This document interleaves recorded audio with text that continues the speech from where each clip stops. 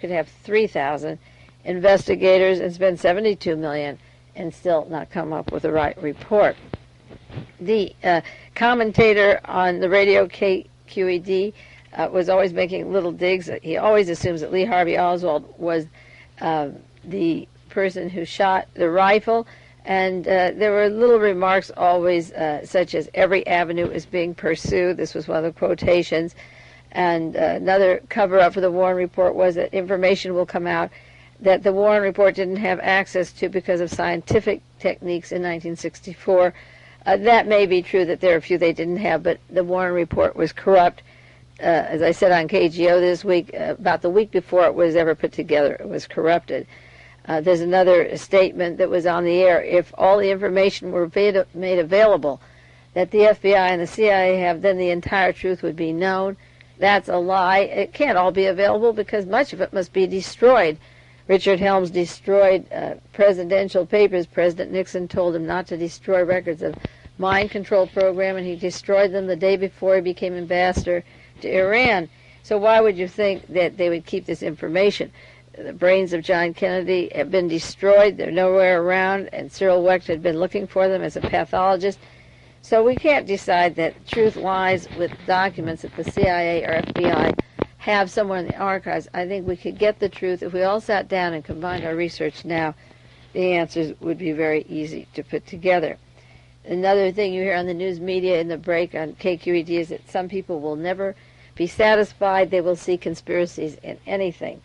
That isn't true. If we got the documentation and evidence that is required to come to a conclusion, then we'd be satisfied.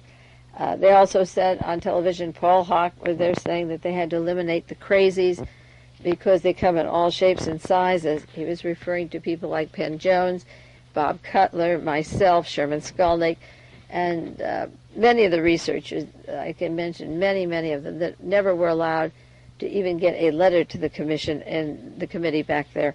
And they think that by calling people irresponsible and screening them out, that they have a sanitized, absolutely accurate investigation.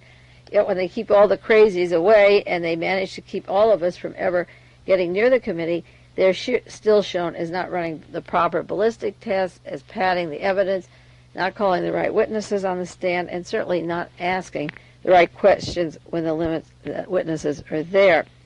One of the big problems is that the committee will blame some dead people for the report. Probably they'll say, inasmuch as we never know. One of them is Mr. Miltier. His name came up because he had made a tape recording 2 weeks before John Kennedy was killed, that John Kennedy would be killed in Miami, and that an assassin would use a gun that was put together, could be put together in the building, a high-powered scope, and that there would be a patsy to take the blame. Mr. Miltier is dead, but the Warren Commission had that tape recording, and he was alive at the time. And also there's a Mr. Chrisman who was shown, his picture was shown on the screen, and he was one of the men with the well-known Tramps picture. Chrisman was an important far-right winger. He's from the Seattle area and was leading these tramps away from Dealey Plaza. They weren't arrested or fingerprinted. And Chrisman is dead. And instead of going after people like Carlos Marcello or Eugene Brading, organized crime figures that I'm sure Robert Blakey knows very well through his contacts with Mo Dalitz, if there is to be any blame at all, they can say, well, Alan Dulles is dead, and Earl Warren is dead, and Lee Harvey Oswald, of course, and Jack Ruby, and 129 or 30 other people. So there's some things we'll never know. But they could get people like Carlos Marcella and see his relationship to David Ferry and Eugene Brading.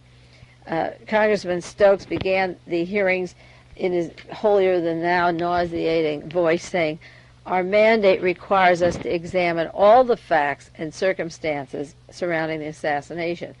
Now, it'd be more reasonable if he said, hey, look, folks, this is a thing that's gone on for 15 years. There's 150 books on the subject. There are categories that are so long and broad that we will never be able to go into them, such as the killing of Officer Tippit, or the Oswald doubles, or Jack Ruby killing Lee Harvey Oswald, or the shooting of General Walker. To say we are going to examine all the facts and circumstances is to make you think that they're doing just that, but it's absolutely, it's physically impossible to do that. and Mr. Stokes is sort of a black Adolf Hitler standing there and telling you a big lie, and a big lie you might accept. He said, we will evaluate all the evidence, we're willing to listen to all the facts and circumstances, and we'll examine the material, and we will listen to reasonable persons. Now, the reasonable is the catchphrase.